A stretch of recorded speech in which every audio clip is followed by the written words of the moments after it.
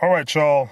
Over the years, the supporters of wrestling have been referred to as wrestling fans and should be treated with respect as such. In recent years, in the present day currently, whack-ass wrestling entertainment calls their fan base the WWE Universe. But now there's a negative term, a derogatory term that has been going around over the years apparently. And it originated from carnivals many years ago, where carnival promoters would refer to certain people that they would spot that were easy to fool into spending their money on carnival games and whatever else. And of course, this certain person who I'm going to address says the WWE targets these same fans at every single show because they're easy to spot. They're full-grown men with replica title belts draped over their shoulders. Okay.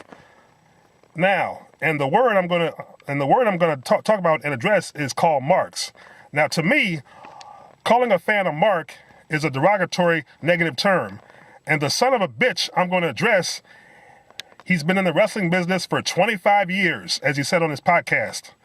And he's been a producer or writer for WWE, also the same son of a bitch who killed WCW with his really bad ideas, along with Ed Ferreira.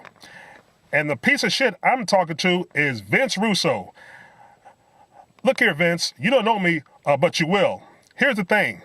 If marks didn't exist, wrestlers and wrestling promotions wouldn't make the money that they have.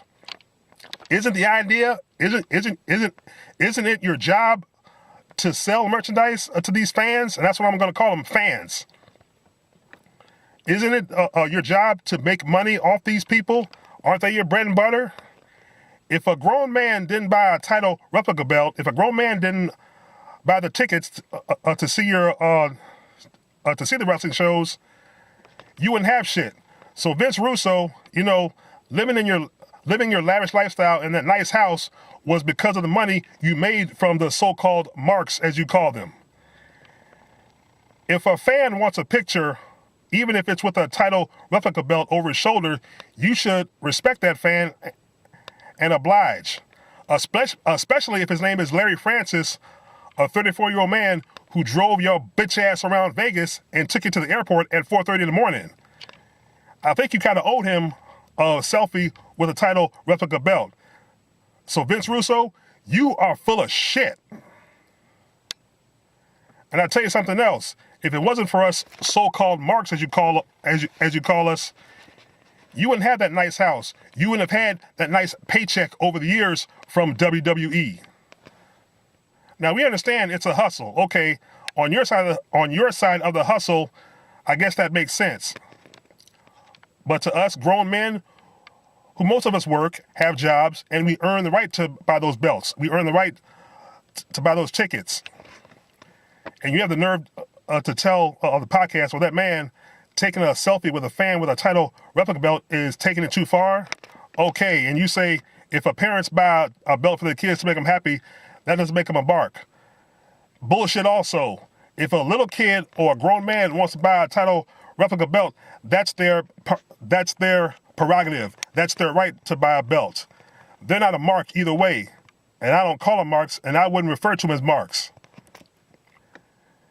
And you, sir, have an ignorant way of thinking and an ignorant wrestling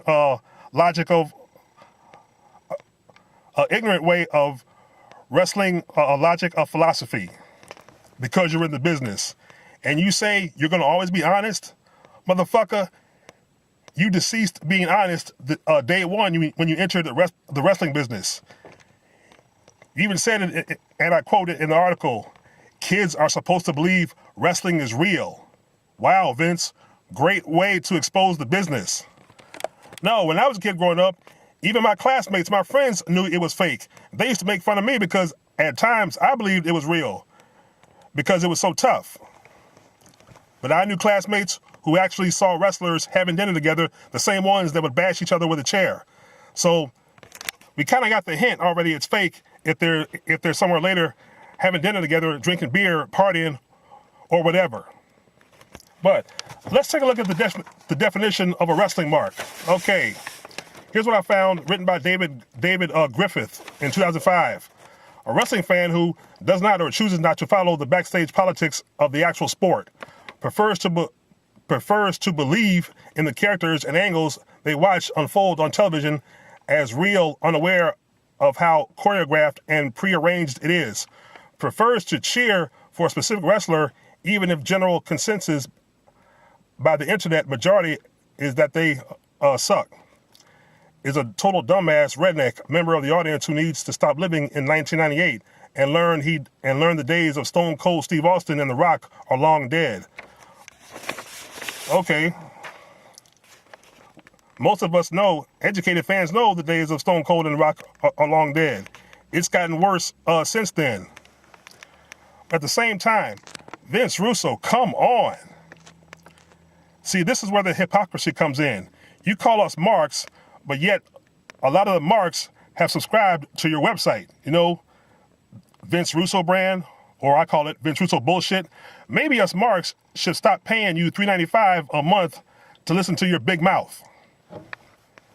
And I got to tell you, Vince, you talk so much shit. I don't know whether to offer you a breath mint or some toilet paper.